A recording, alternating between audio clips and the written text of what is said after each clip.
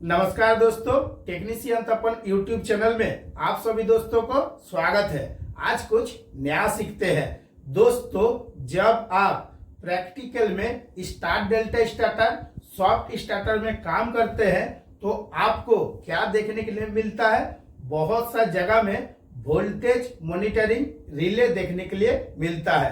तो आखिर ये काम किस तरीके से करता है और इसमें जो आपका सेटिंग दिया हुआ रहता है अंडर वोल्टेज ओवर वोल्टेज, ये किस तरीका से करना है? जो आपका वोल्टेज मॉनिटरिंग रिले में एलईडी इंडिकेशन लैंप दिया हुआ रहता है, कौन सा फॉल्ट आने से किस तरीका से आप कॉन्फर्म कीजिएगा, आज मैं आप सभी को पॉइंट टू पॉइंट बताऊंगा।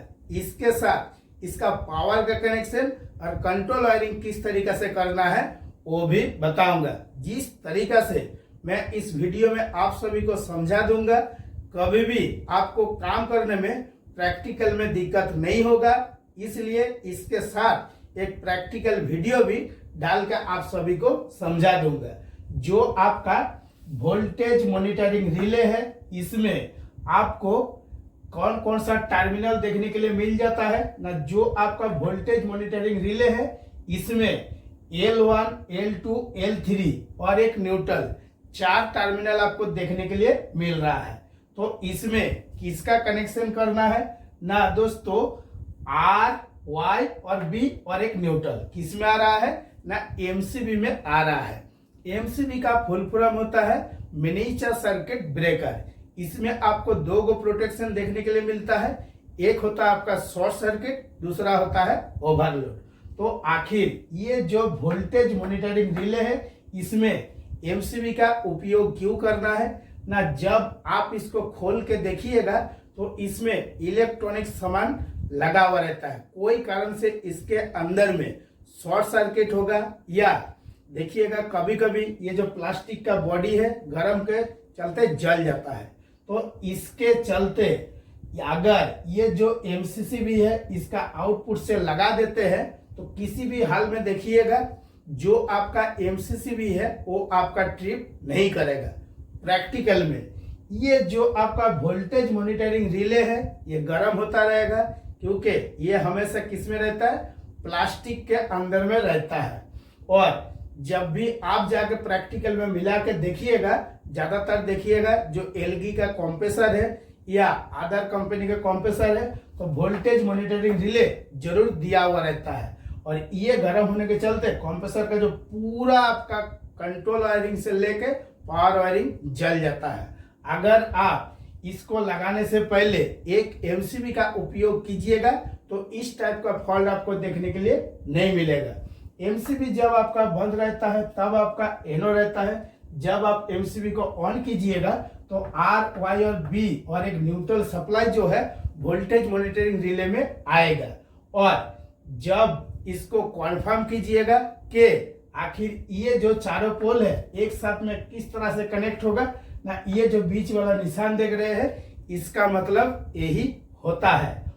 जब आप इसका टर्मिनल में कनेक्शन कीजिएगा तो जो R है इसको L1 में कनेक्शन करना है, जो Y है ये L2 में और जो B है ये L3 में, और जो आपका न्यूट्रल आ रहा है न्यूट्रल वाला टर्मिनल में। तो आखिर यहाँ पे जो आपका पावर का कनेक्शन है ये आपका कंप्लीट हो जाता है। जो आपका अंडर वोल्ट का सेटिंग है और ओवर वोल्टेज का सेटिंग है, इसके बगल में क्या दिया हुआ है? परसेंटेज दिया हुआ है। तो जब आप इसका कैलकुलेशन कीजिएगा तो किस तरीका से करना है, तो सबसे पहले आपको समझना है कि 100%, क्योंकि यहाँ पे आपका परसेंटेज दिया हुआ है। और इसमें देखिएगा क्या लिखा हुआ है? 415 वोल्टेज एसी एक्जुलेट ट्रांसफार्मर। जब भी देखिएगा मैं कोई कंट्रोल वायरिंग हो, पावर वायरिंग हो तो एक्जुलेट ट्रांसफार्मर के बारे में जरूर आप सभी को समझाता हूं कि एक्जुलेट ट्रांसफार्मर जो रहता है वो स्टेप डाउन ट्रांसफार्मर रहता है। यहाँ से आपका 415 वोल्ट एसी आउट होके आता है। और जब आप कैलकुलेशन कीजिएगा तो 415 पहले आपको देना है और यहाँ पे जो परसेंटेज आप लीजिएगा, अगर आप 55% ले रहे हैं इसको सेटिंग करने के लिए तो 55 देना है और इसके बाद डिवाइड बाय 100 कर देना है। देखिएगा जो आपका थर्मल ओवरलोड रिले का सेटिंग के बारे में और एक वीडियो बना के समझाया था, उस पे भी यही सेम कैलकुलेशन में आप सभी को समझाया था। ये जो 415 और 55 दोनों को कैलकुलेशन करके जितना आएगा उससे आप 100 देकर डिवाइड कर दीजिएगा तो क्या निकलेगा ना, जो आपका अंडर वोल्टेज है वो कितना में आपको सेटिंग करना है। सेम टू सेम दोस्तों, जो ओवर वोल्टेज है इस जगह में आपको किस तरीका से सेटिंग करना है ना, वही सेम रहेगा। आपको 415 इंटू कितना परसेंटेज दे रहे हैं ना, 105% दे रहे हैं और इसको डिवाइड कर देना है 100 दे के। तो अभी दोनों जो कैलकुलेशन है ये आपको समझ में आ गया है और बहुत आसान तरीका से आप कर भी सकते हैं। और जो जो स्क्रीन में कैलकुलेशन का आ रहा है इसको देख के भी आप समझ के कर सकते हैं। इसीलिए देखिएगा, जब भी मैं कोई वीडियो बनाता हूं आपके अंदर में कोई भी डाउट नहीं रखता हूं। इसके बाद दोस्तों आ जाता है कि ये जो 4 गो इंडिकेशन लैम्प है ये कब जलेगा और कब आपका बंद होगा। तो इसमें पहले दिया हुआ है क्या ना, ऑन। जब आप R, Y और B का और एक न्यूट्रल का कनेक्शन कीजिएगा तो इसमें जो आपका लिखा हुआ है ऑन वाला यानी कि पावर ऑन का इंडिकेशन लैम्प आपका जलेगा। और इसके बगल में क्या लिखा हुआ है, SP लिखा हुआ है। SP का मतलब होता है सिंगल फेज। मतलब अगर कोई कारण से सिंगल फेज होगा यानी कि जो R, Y और B ये जो तीनों फेज है, तीनों फेज में से कोई एक फेज नहीं आएगा, तब आपका ये जो इंडिकेशन लैम्प है ये क्या करेगा, भुकुर भुकुर करेगा यानी कि जलेगा और बंद होगा और आपको इंडिकेट करेगा कि एक फेज हम नहीं आ रहे हैं, देखो कहां से नहीं आ रहा है, हमको चेक करो। इसके बाद आ जाता है NF और UV यानी कि अंडर वोल्टेज। तो ये जो आपका अंडर वोल्टेज है किस तरीका से आप सेटिंग करके रखिएगा तो आपका क्या होगा, ये जो इंडिकेशन लैम्प है ये आपका जलेगा। ओवर वोल्टेज का सेटिंग जिस तरीका से आप सेटिंग करके रखिएगा उससे ज्यादा होगा, तभी ये जो इंडिकेशन लैम्प है ये आपका भुकुर भुकुर करेगा। इसके बाद दोस्तों आ जाता है कि ASY और इसके साथ दिया हुआ है NF। तो पहले जो आपका सब में दिया हुआ है NF, इसका मतलब समझ लेते हैं ना। इसका फुल फॉर्म होता है न्यूट्रल फेल, यानी कि जो आपका वोल्टेज मॉनिटरिंग रिले है इसमें कोई कारण से अगर न्यूट्रल नहीं आएगा तो क्या होगा, ये जो चारों इंडिकेशन लैम्प है इसमें NF सब में दिया हुआ है, सब भुकुर भुकुर भुकुर भुकुर करेगा, यानी कि आपको इंडिकेट करेगा कि कोई कारण से इस जगह में आपका न्यूट्रल नहीं आ रहा है। और इसका जो प्रैक्टिकल वीडियो है वो भी मैं आप सभी को अपलोड करके दिखाऊंगा और समझाऊंगा, तो आपके अंदर में क्या होगा, जो जो डाउट है वो भी क्लियर हो जाएगा। अभी दोस्तों ये जो आप देख रहे हैं SPP, इसको सिंगल फेज प्रिवेंटर भी बोला जाता है। अभी इसमें न्यूट्रल का वायर हम खोलेंगे और आप सभी को दिखाएंगे कि न्यूट्रल वायर खोलने के बाद आखिर जो इंडिकेशन लैम्प है ये किस तरीका से भुकुर भुकुर करता है।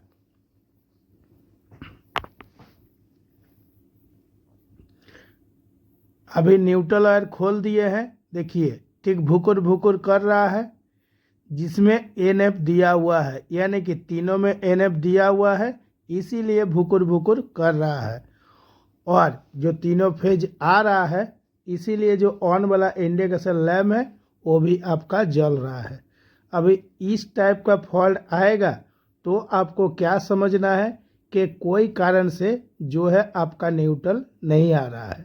और ये प्रैक्टिकल वीडियो देखने के बाद आपके अंदर में और कुछ डाउट भी नहीं रहना चाहिए। ASY इसका मतलब होता है जो आपका R, Y और B इसमें जो तीनों फेज आ रहा है ये कितना कितना वोल्टेज आ रहा है। अगर प्रैक्टिकल में देखिएगा ज्यादातर क्या होता है, जो आपका R है इसमें 415 वोल्टेज AC आ रहा है और Y में अगर 440 वोल्टेज AC आ रहा है और B में आपका आ रहा है 470 वोल्टेज एसी। तो इस टाइप का अगर अनबैलेंस वोल्टेज होगा तब भी क्या करेगा ना, ये जो आपका रिले है यानी कि ये आपको इंडिकेट करेगा। इसी के लिए क्या दिया हुआ है, एक आपका इंडिकेशन लैंप दिया हुआ है और आरपी यानी कि रिवर्स फेज। तो ये किस तरीका से काम करेगा ना, जो आपका आर वाई और बी ये जो आप तीनों फेज का कनेक्शन किए हैं, किस तरीका से कनेक्शन करने के लिए बोला हो ना, L1 में R देने के लिए बोला हो, L1 में R हो गया और जो आपका L2 है इसमें Y हो गया और जो L3 है इसमें आपने B का कनेक्शन कर दिए। जिस तरीका से यहाँ पे मैं करके रखा हूं, कोई कारण से अगर जो आप R, Y और B का कनेक्शन किए हैं यानी कि फेज रिवर्सिंग, इसको क्या बोला जाएगा कि अगर सही कनेक्शन किए हैं तभी ये जो वोल्टेज मॉनिटरिंग रिले है ये आपका काम करेगा। कोई भी कारण से जो आपका फेज रिवर्सिंग है वो कभी भी आपका नहीं होगा। अगर आपने यहाँ पे क्या कर दिए है ना, B, Y और R का कनेक्शन कर दिए हैं L1, L2 और L3 में, अब क्या होगा, जो आपका वोल्टेज मॉनिटरिंग रिले है ये आपका काम किसी भी हाल में नहीं करेगा। तो इसके लिए भी अगर आपने RYB का कनेक्शन सही से नहीं कीजिएगा तब क्या होगा, ये जो इंडिकेशन लैंप है भुकुर भुकुर करेगा और आपको समझ में आ जाएगा कि हमने ये जो RYB का कनेक्शन है ये गलत किए हैं। तो अभी दोस्तों यहाँ पे जितना सारा पॉइंट था एक एक पॉइंट आपको समझ में आ गया है। तो अभी बचा हुआ है जो आपका कंट्रोल वायरिंग है इसका टर्मिनल, इसको भी अच्छा से आपको समझ लेना है कि जो आपका 25 नंबर है और 26 नंबर है और 28 नंबर है, तो आखिर ये जो 3 गो टर्मिनल है यहाँ पे मिल रहा है, तो आखिर ये क्या है ना, ये जो 25 और 26 है ये हो गया आपका NC और जो आपका 28 है ये हो गया NO। तो आखिर इसका कनेक्शन किस तरीका से होगा ना, जो आप फेज सप्लाई लेके आ रहे हैं ये जो 25 है ये हो जाएगा आपका कॉमन, ठीक है, और जो 26 है ये हो जाएगा आपका NC।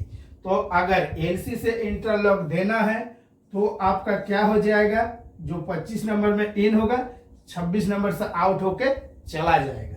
और अगर आपको NO के साथ कनेक्शन करना है तो 25 नंबर में फेज सप्लाई इन होगा और 28 नंबर आउट होके चला जाएगा। सेम टू सेम आपको और टर्मिनल देखने के लिए मिल जाता है, जो होता है 15 नंबर, 16 नंबर और आपका 18 नंबर।